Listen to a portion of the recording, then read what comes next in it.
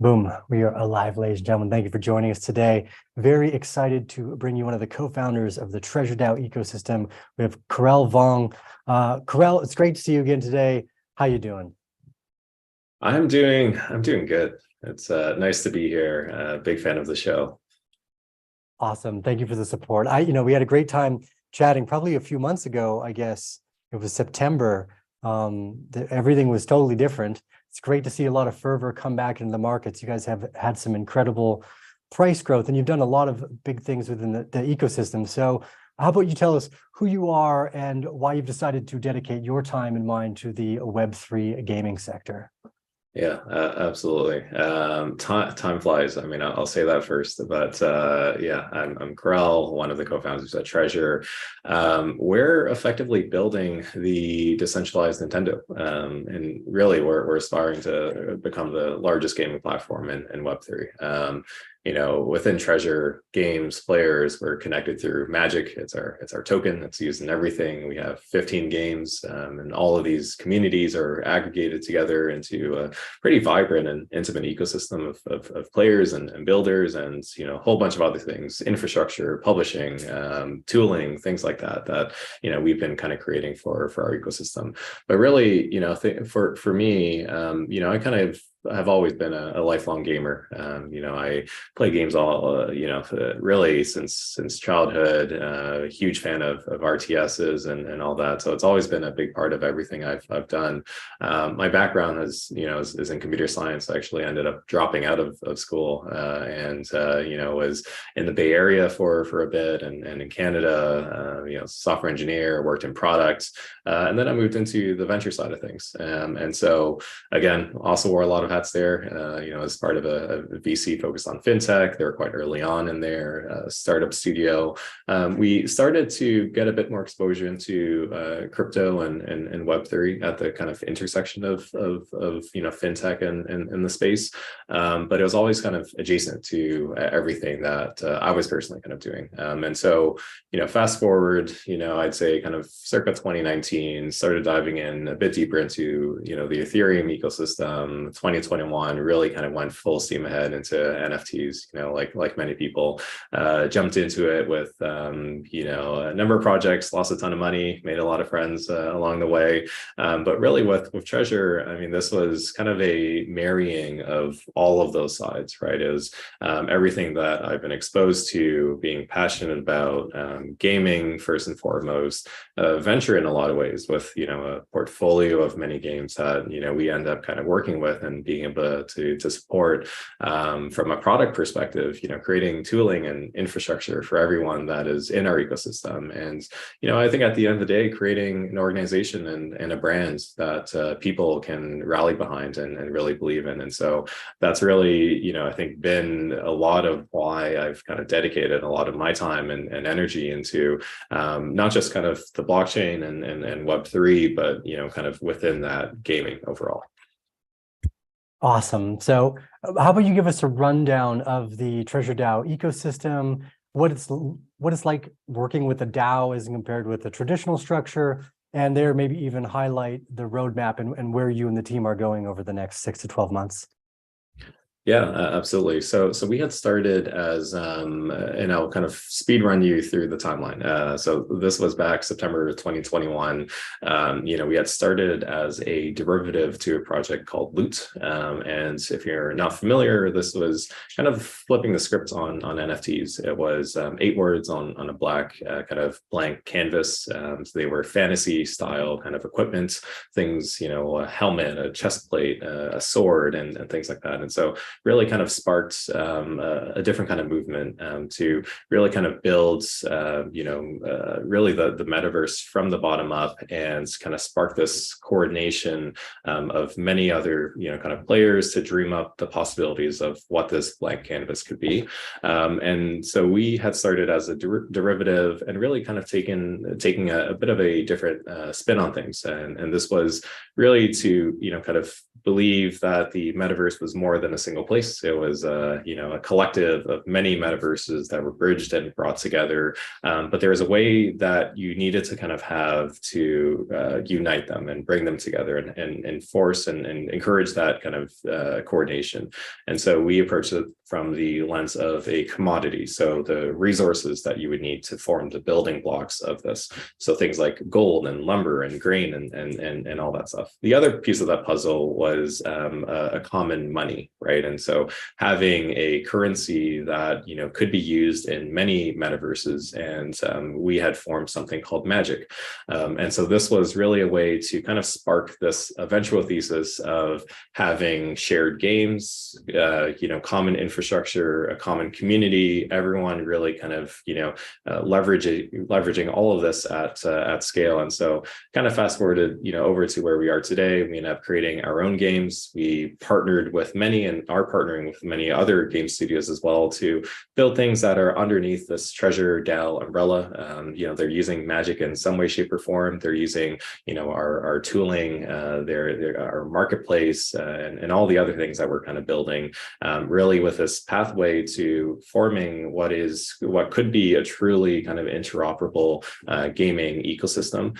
And so, I think building this in a DAO-like fashion, there are many pros, there are many pitfalls to doing this. It's very different from running, even a private or even public company, and especially in a space that is moving at breakneck speed. Things are constantly changing. There are pretty steep expectations from many of the holders as well. And so part of this is really that balancing act of how we kind of approach this in a way that makes the most of this sort of unique opportunity for us to build an organization that is decentralized, and there is a spectrum of meaning of what decentralized kind of means, but leveraging this to the fullest. And we had always kind of started as a bottom-up kind of grassroots project. Everything was given away for free. It was a fair launch, free mint. And so there was a need for us as the core kind of contributors alongside the community to really inject value into everything that we were doing and kind of prove that this was something that was worth creating. And, I'd say we've been able to kind of spark that initial vision of having all of this kind of be united together. And so, that's been exciting to kind of, go from really the early days to where we are now, where we're going. There's a lot here, and so ultimately it is, uniting towards this vision of building the largest gaming platform in Web3. And, I'd say this platform encompasses so many different things, right? It's an ecosystem of games, players who are excited not just about and primarily not about the kind of speculative nature of things, and it's being delighted in kind of the IP that is being built with the games that we have. It's being closer to game development. It's breaking these walled gardens of how games have been created in the past and doing this in a way that is decentralized and open, and that is friendly to the game developers themselves. And, we have kind of shared values and alignment in, how we're doing this together. It's creating this, kind of interoperable gaming ecosystem where, interoperability is more than a buzzword, right? It's novel, but it's also practical. It's, seeing the ability for you to take your sword to another game, but having this done in a way that is additive to the experience, both for the player, but also for the game builders. And a lot of them are here because Web3 is such an exciting space to build within. We're seeing the early signs of, mobile really kind of taking shape, and, having this as another kind of path to, really this new wave of player kind of ownership as we go across the board. So there's a lot of stuff there. Happy to dig into any of it.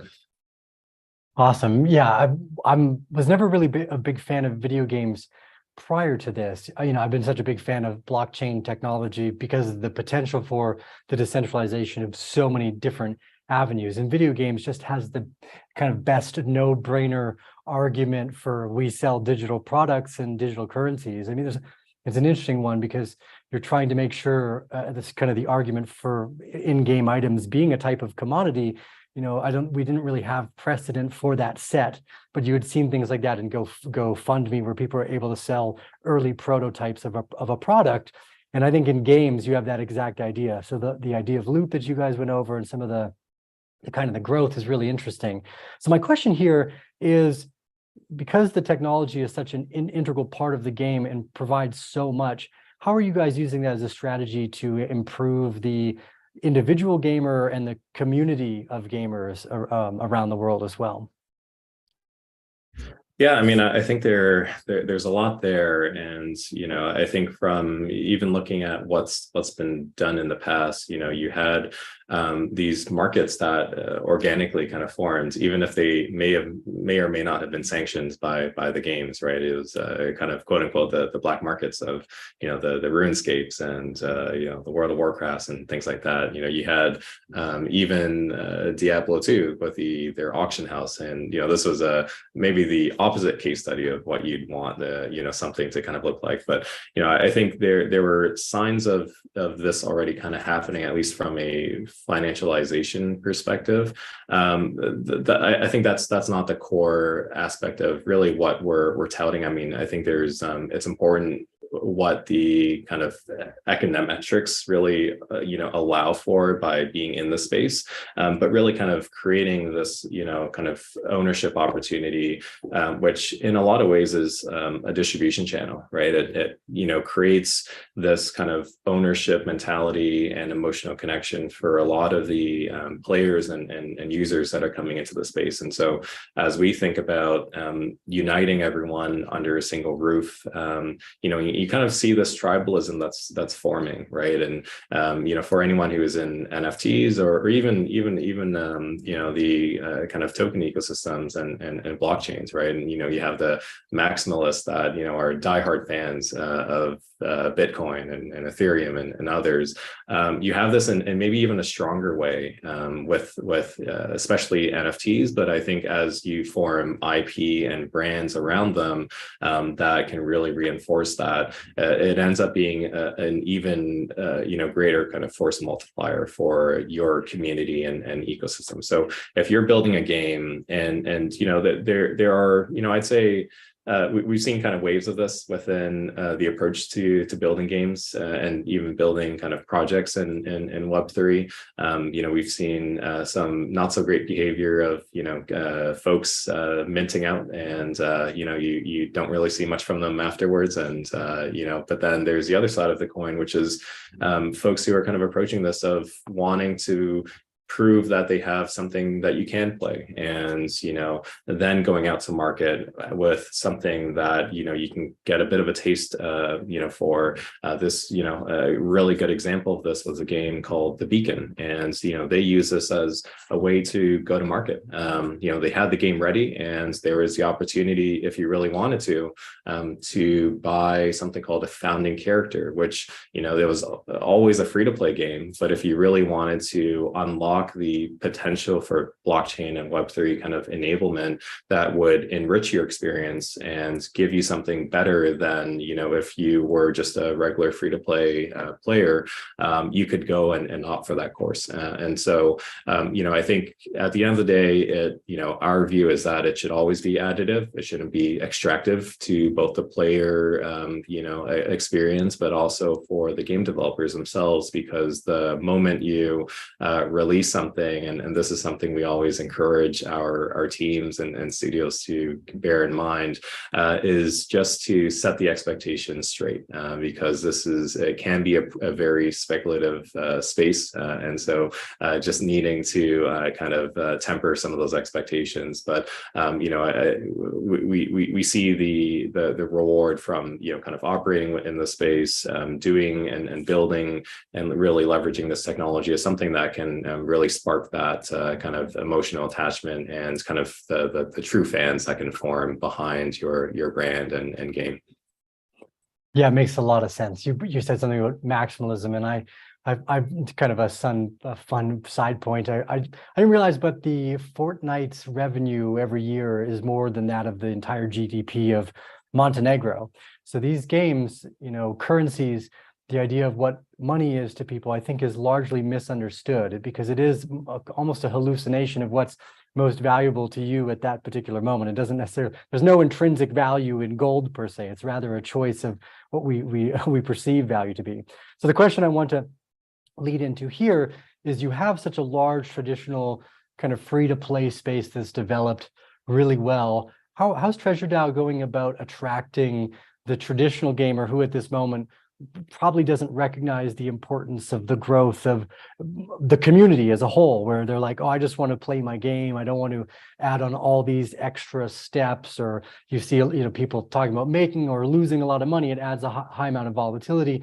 How do you converse to the traditional gamer and try to encourage them into this sector?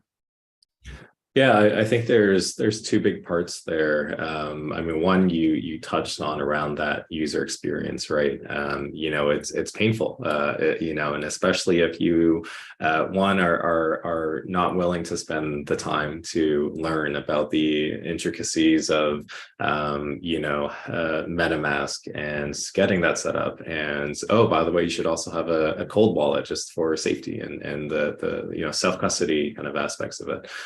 So there's that, which is, I think a huge hurdle, but there are many that are working to solve it. And we're spending a lot of time on the treasure end, really to make that as seamless as possible. And so we partnered with a group called MetaFab, building this kind of login with treasure experience that you could which is very similar to something like a Google. You log in once, you grant access to the games or the brands or anything that is letting you log in with Google, and then you're off to the races. So there are things like that, which is one point of kind of that initial friction that you try to remove.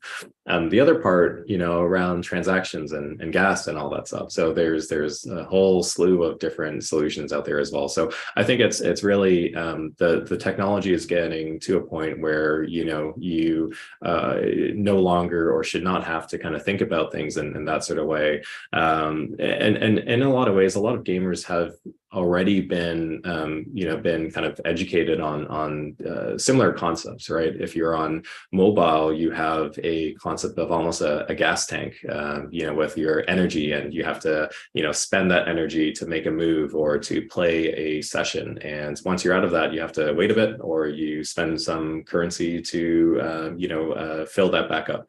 And so you kind of see that in the same way with Web3 as well, and kind of that notion of gas. The other, I'd say the biggest part though is content. And, I think we are so early on in the journey with just gaming overall and the types of games that are available. Having the potential for, new games to come into the fold, and building quality games takes a ton of time. It's not something that is done in even a year or 2 years. And the games that these Web2 gamers are familiar with, the parity is very different. And so we have to kind of work through getting quality games that kind of are on par with what is already out today, but at the same time you can still speak to the ones who are a bit more on the bleeding edge, right? Who are a bit more open to playing games that are a bit newer, and kind of those early access type users and players. Awesome. I believe I dropped out there for a second, so hopefully the stream continues. All the electricity in Costa Rica just randomly goes out. So I believe everything's working. I just want to double check here really quickly. Okay. Yeah, everything does seem to be going well too here. So I'll just drop back in. So one of the things here, I'm always kind of a dreamer, and I like to look forward into the future. The very first video I made on YouTube, Bitcoin was at like $200, and I told everyone I thought it was going to 6 million. Where are we for TreasureDAO and the whole Web3 gaming system? Let's say 5 years to 10 years from now. What does it look like?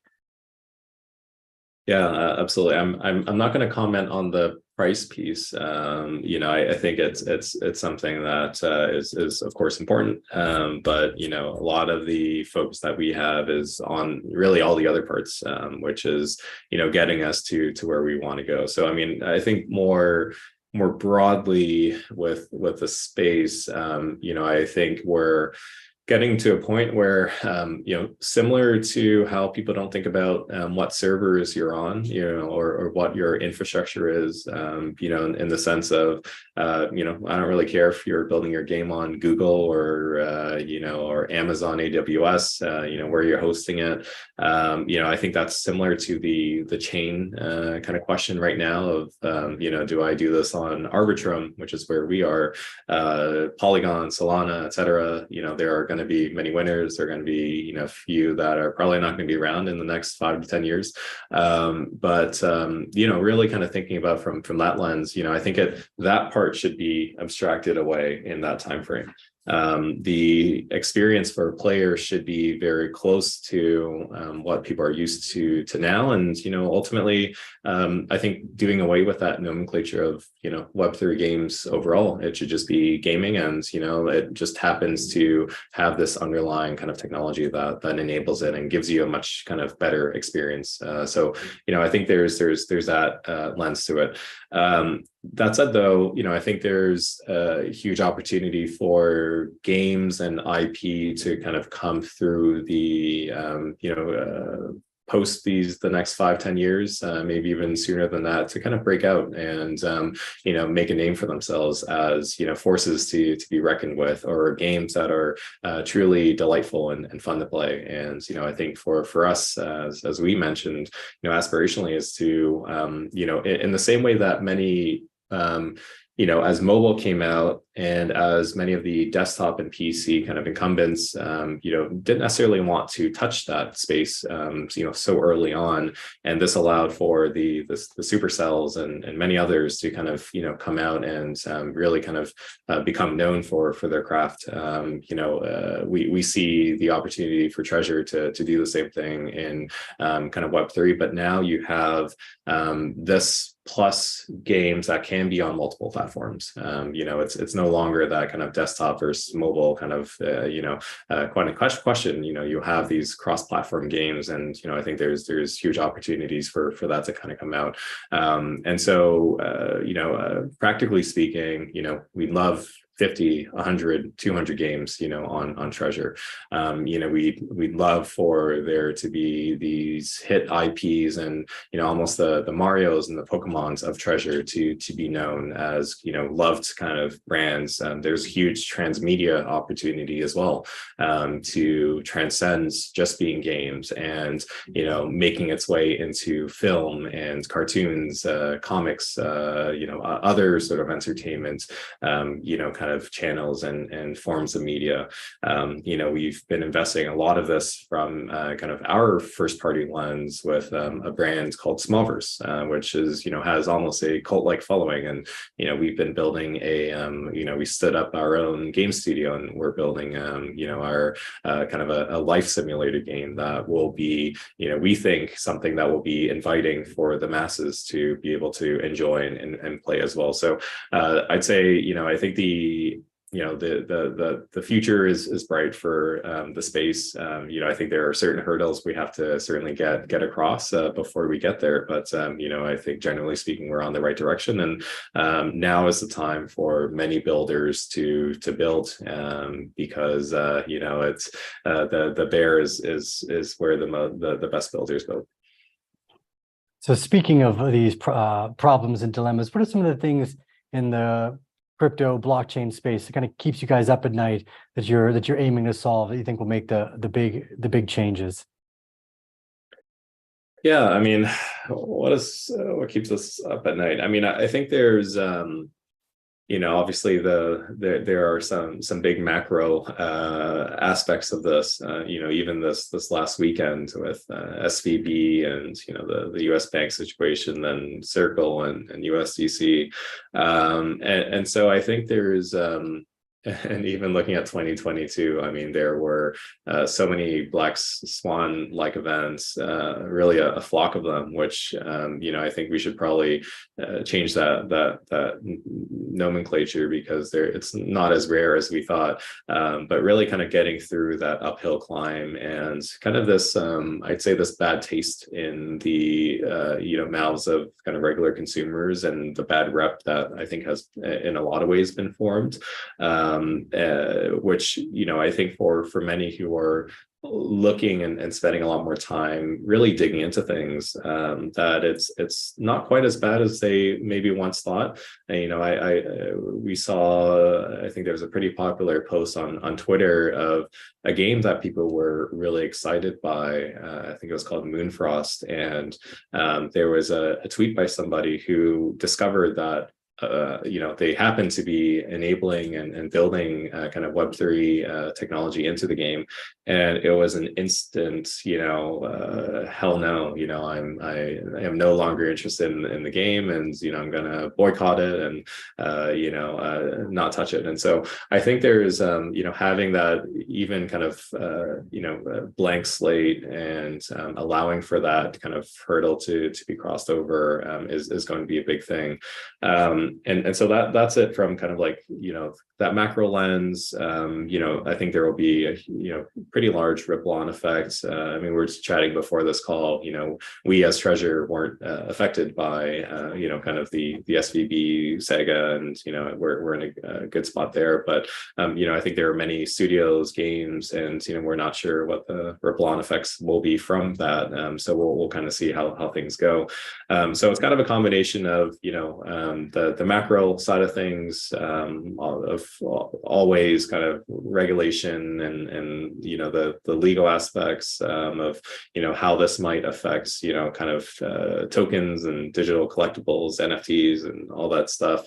The player side of things and adoption, and really it's just my mind is it's all about executing. And I think we've partnered with great people, great teams. They've been here and done that, and having them really just get off to the races and build and do what they do best, which is building amazing games. And for us to kind of play that role of helping supercharge them and get them in front of as many people as possible, and giving them the great tech. And so it's a work in progress. I don't think anyone's figured it out, but we're on that path to doing as well as we can. Awesome. Yeah, I love the IP that you guys have put together. The first time we chatted, you guys had just signed an MOU with Strider, and I loved some of the characters that they used in their pitch deck. It reminded me of Where the Wild Things Are. And this is one of the unique aspects about this, is you get that early relationship with the IP and the community that you don't normally get. I think Cyberpunk was kind of one of those examples. You build a whole game and find out people don't really like it. It's pretty annoying, I would suspect.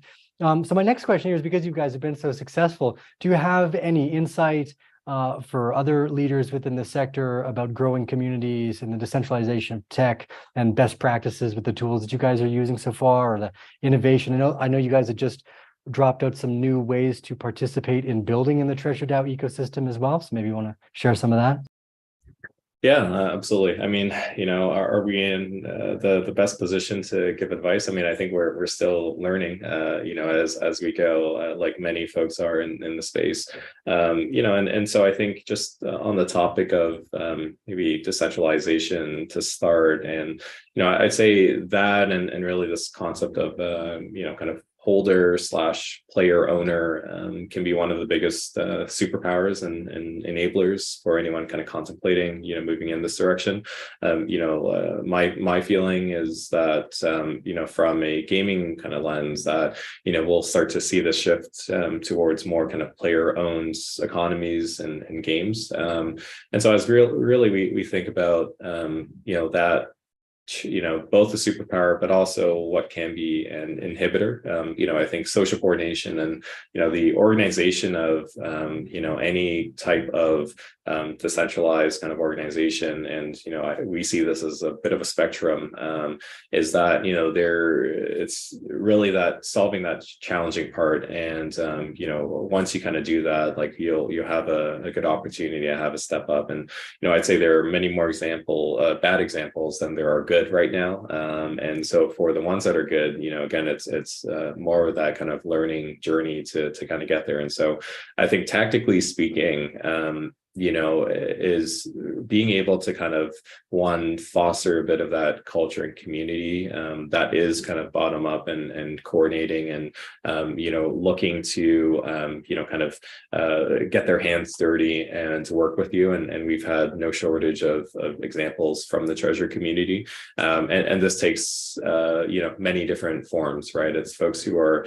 engaged in the discourse and proposing ideas and sharing their thoughts, and because they have in some ways skin in the game, because they've opted to put some money in, they love the IP, they wanted to acquire one of the NFTs, or they play the games and want to kind of see its broader success in the ecosystem. There are storytellers and lore writers, there are artists and folks who are just generally insanely creative. There are people creating music and things like that. So it kind of depends on the organization you're running, but I'll kind of speak at to this from the gaming context. And so you have this kind of movement towards giving the players a bit of a piece of the puzzle, so that they can kind of work with you. And we had looked to kind of do that with that Smallville game that we partnered with Strider on, and really this belief that as we go forward, the craft of game making is going to look very different, and especially doing this in a way that is kind of native to Web3, or brings out the best of it, which is leveraging the community and kind of turning that process and democratizing it, and really making the building a game in itself, and having that really be open up to the community that you're putting together. You have the early fans, the ones who will really be the strongest believers, and really kind of utilizing them and their interest and expertise. That's a really kind of powerful part. The many tools that are in place, I mean, I can probably name all of them. I mean, everything from kind of governance voting to Discord's a powerful component, not that it's decentralized, but it is it is that spectrum that we really have to kind of observe and make sure that you're not maybe jumping the gun, because I think too much of it at the onset can lead to just bit of a chaotic kind of situation as we kind of determine who's doing what, and who is kind of working in that same and moving in that same direction for you as a decentralized organization. Yeah, I think there's a quote about something about too many chefs in the kitchen. It ends up with a meal that you don't know you're making. So direction is hard with the DAO at that point. I wanted to kind of finish off today's episode by getting you to offer everyone, if they're interested in learning more about TreasureDAO, the Magic ecosystem, where should they go? What's the easiest way for people to start to participate, dip their toes in the water, and learn more about what you guys are doing? Yeah, absolutely. I'd say best place is Twitter. We are very live there. So twitter.com/treasure_DAO. That's probably the best spot for all things news and updates around the Treasure and Magic ecosystem. You will probably see many gameplay. So if you're into that sort of stuff, that is the best place for it. Discord if you want to, engage in that discourse with the community. And so I'd say the combination of those places, and for me personally, Twitter is as well as 0x Karel, my first name is where you can find that.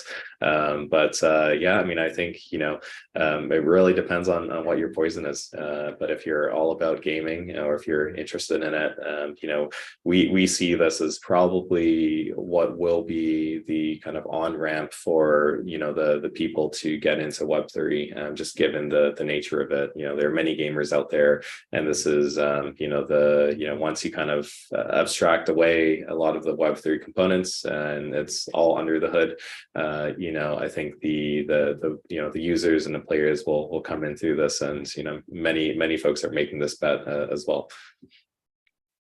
Yeah, the video game or the gaming sector is absolutely monstrous in comparison. I think a lot of people recognize that still, just how big it is compared to film, TV, sports. It dwarfs all of those things. I think even a few of them combined. All the links that Karel mentioned will be down below. They're not there right now, but they will be down below when this video ends.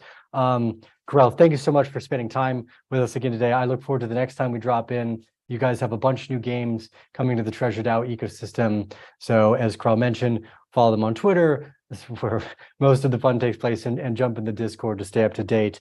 Find yourself playing more games than before. That's definitely happened for me. I went from a non-gamer to, I think I'm a gamer now. I like to play video games. So it's been a fun transition for me to go from, well, just generally, Karel, so I went from more interested in plants and nature to, over time, having this interest in tech because of what I believe it can provide society on the long term, because of some of the problems that are there. So I appreciate what you guys are doing. I'll keep you on just for a few minutes after we end. Bear family, leave your thoughts, your comments, your questions, share the video far and wide. I appreciate you all for joining in for the time, because podcasts are not a quick one. And we'll speak again soon. So It's gonna boop. Oh, hold on, Bear family. I gotta find an end button here. I know how to do this. There we go.